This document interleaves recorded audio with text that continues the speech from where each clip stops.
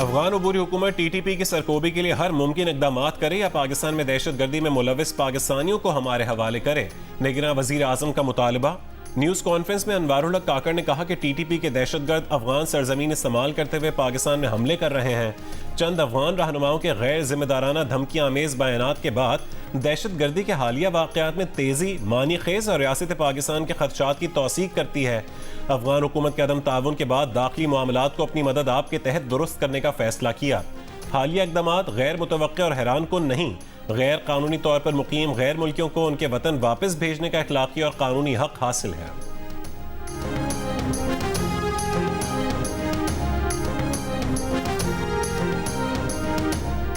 Visa मुद्दत खत्म होने के बाद क्या कोई पाकिस्तानी सऊदी अरब या किसी और मुल्क में रह सकता है?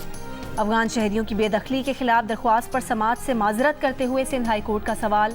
रिमार्क्स दिए कि गैर कानूनी मुकीम अफराद की बेदखली रियासत की पॉलिसी है, अदालत किसी सूरत मुदाखलत नहीं कर सकती।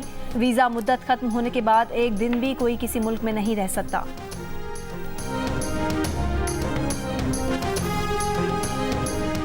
जनवरी से जून तक गैर मुल्की सरमायाकारी में बड़ा इजाफा मुतवक्के। सऊदी अरब, मुत्तहदा अरब अमारात और कतर सरमायाकारी में गहरी दिलचस्पी ले रहे हैं।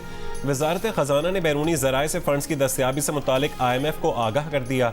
एक्सटर्नल फाइनेंसिंग से मुतालिक खदशात पर बताया कि रवा महीने इस्लामाबाद एयरपोर्ट की आउटसोर्सिंग होने का इम्कान है। अरब कंपनीज एयरपोर्ट्स और बंदरगाहों की सदात बढ़ाने और चलाने में सरमायाकारी करेंगी। खलीज ताउन तंजीम से आज़ाद तिजारत मुआहदा हो गया है। IMF मिशन को बताया गया कि पाकिस्तान ने IMF शराइत के मुताबिक मरकजी बैंक से कर्जा नहीं लिया। बैरूनी कर्ज की अदायगियां भी बगैर किसी ताखीर के बर वक्त जारी हैं।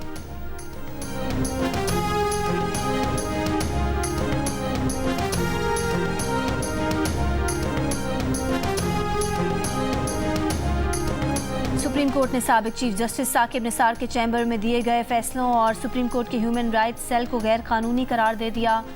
चीफ जस्टिस काजी फाइज ईसा ने कहा कि चीफ जस्टिस केस सिर्फ खुली अदालत में मुकर्रर करने का इख्तियार रखता है। चीफ जस्टिस अपने चैम्बर में कोई हुक्म जारी नहीं कर सकता। जस्टिस काजी फाइज ईसा की दरख्वास्त गुजार Zahida Aslam human rights case में रिमार्क्स। चीफ जस्टिस ने कहा कि बरतानवी शहरी जाहिदा असलम ने 184(3) के तहत 2017 में दरख्वास्त दायर की और साबिक चीफ जस्टिस साकिब निसार ने 2018 में फरीकों को अपने चैम्बर में बुलाकर समाअत की। जस्टिस सतर मिनल्ला ने कहा कि कोई चीफ जस्टिस कानूनी दायरा इख्तियार से बाहर के मामलात पर नोटिस नहीं ले सकता। चीफ जस्टिस के पास चैम्बर में केस सुनने का कोई इख्तियार नहीं था। सुप्रीम कोर्ट के DG HR सेल के इंचार्ज ने अदालत को बताया कि उन्होंने साकिब निसार के कहने पर 3,98,000 दरख्वास्तों का रिकॉर्ड ज़ाया किया है।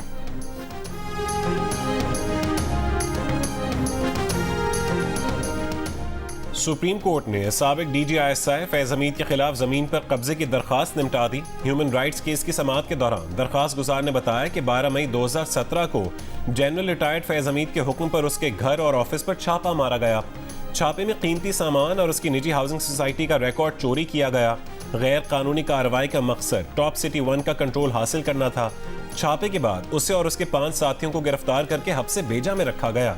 दरखास्त गुजार ने जनरल रिटायर्ड फैज़ हमीद, उनके भाई नजफ हमीद और दीगर के खिलाफ कार्रवाई की इस्तदा की थी।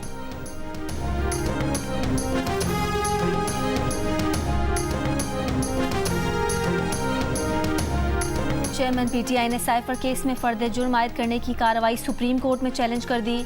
इस्लामाबाद हाई कोर्ट का 26 अक्टूबर का हुक्म कलअदम करार देने की इस्तदा।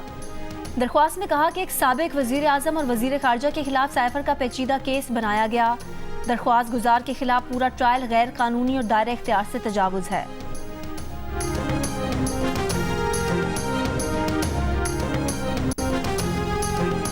इस्लामाबाद की डिस्ट्रिक्ट एंड सेशन कोर्ट ने फ्रॉड केस में फवाद चौधरी को 14 रोज के जुडिशल रिमांड पर जेल भेज दिया। अदालत पेशी पर मीडिया से गुफ्तगू में फवाद चौधरी ने कहा है कि नवाज शरीफ सियासी दर्जा हरारत कम करने में किरदार अदा करें, वरना इलेक्शन जीत भी गए तो कौन मानेगा।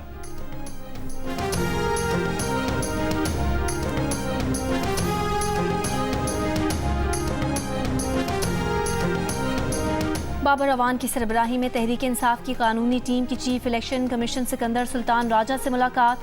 PTI के इंट्रा पार्टी इलेक्शन में बेज़ाब्तगियों से मुतालिक 23 सितंबर को महफूज किया गया फैसला जारी करने का मुतालबा। बैरिस्टर गौहर ने मीडिया से गुफ्तगू में बताया कि उन्होंने party charter of demand election commission को दे दिया है। इलेक्शन कमीशन ने कहा है कि बल्ले का निशान PTI का ही होगा। कोई चेयरमैन माइनस नहीं होगा, जो चेयरमैन पीटीआई हैं वही रहेंगे।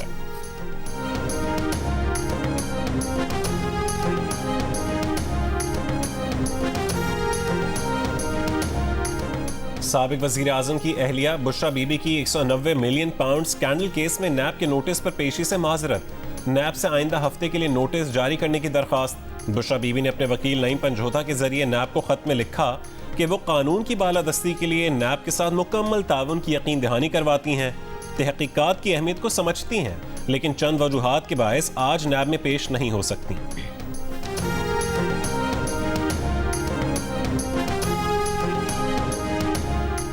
इसराइल का जबालिया कैंप पर एक और हमला। नसीरात और अलशाती पनागुजीन कैंप में भी कई रिहायशी इमारतों को निशाना बनाया। मुतादिद अफराद शहीद और जख्मी। अलशिफा अस्पताल के करीब हमले में 15 फ़लस्तीनी शहीद। 24 घंटों के दौरान मजीद 300 फ़लस्तीनी शहीद। शहीद फ़लस्तीनियों की मजमूई तादाद 10,328 हो गई। आलमी रेड क्रॉस का कहना है कि इसराइल ने जान बचाने वाले तिब्बी सामान के काफिले पर भी हमला किया। 2 ट्रकों को नुकसान पहुंचा। शिमाली गजा में खुराक का बहरान शदीद। अक़वाम मुत्तहिदा का कहना है कि इमदादी इदारे भी 7 दिन से शिमाली गजा में ग़िज़ा नहीं पहुंचा सके। गजा सिटी में इसराइली फ़ौज और फ़लस्तीनी मुज़ाहमतकारों में झड़पें जारी। हमास की जानिब से इसराइली फ़ौज पर फायरिंग और मार्टर गोले दागने की वीडियोज़ जारी।